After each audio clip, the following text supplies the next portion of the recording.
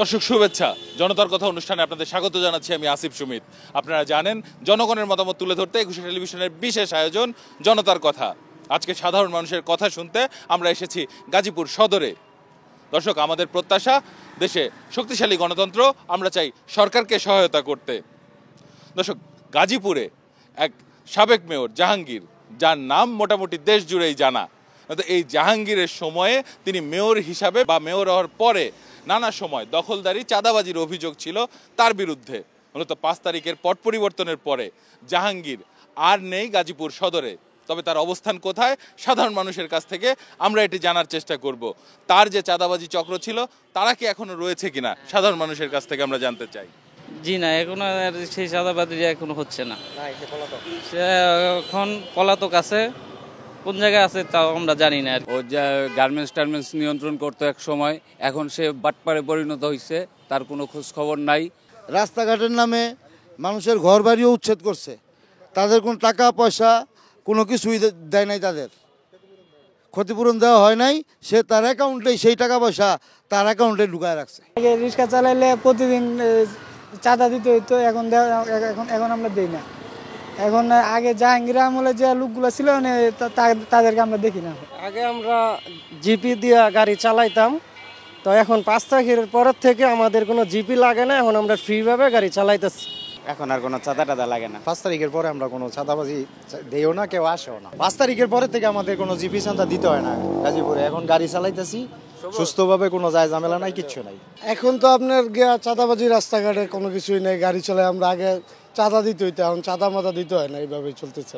আগে জাহাঙ্গীরের নিজস্ব কিছু ঠিকাদার ব্যক্তিগত ছিল, তারাই সিটি কর্পোরেশনে কাজকর্ম করতো, তার ব্যক্তিগত পকেটের লোক, অন্য ঠিকাদাররা কোনো কাজ পাইতো না।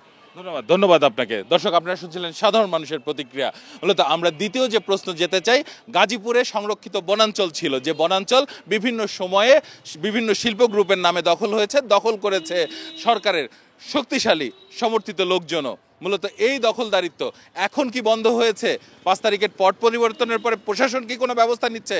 শুনে নেব সাধারণ মানুষের কাছ থেকেই। এখনো কিছু জায়গা দখল রয়েছে, সেটা যদি প্রশাসন সুন্দরভাবে দৃষ্টি করে তাহলে এই দখলদারিত্ব মুক্ত হবে ইনশাল্লাহ, আমি মনে করি। প্রশাসন এই ব্যাপারে কোনো পদক্ষেপ এখনো নেয়নি, নিতে হবে। এখনো বনের জায়গা প্রশাসন বাই করতে পারে নাই। সাবেক মেয়র দখল করে রাখছিল, এমপি রাসেল দখল করে রাখছিল। বন দখল পূর্বেও ছিল, এর মাঝেও হয়েছে, এখন হচ্ছে। বনের দখল হচ্ছেই, এবং বন একদিকে দখল হচ্ছে, একদিকে উচ্ছেদ হচ্ছে, পুনরায় সেই উচ্ছেদকৃত জায়গা আবার পুনরায় দখল হচ্ছে। সবচেয়ে মজার বিষয় হচ্ছে গাজীপুরের যেই গুরুত্বপূর্ণ বড় বড় শিল্প প্রতিষ্ঠান, যারা বিভিন্ন মিল কারখানা করেছে, যারা রিসুট করেছে, তাদের উচ্ছেদগুলো কিন্তু উচ্ছেদ করা হয় না, তাদের দখল করা জমিগুলি।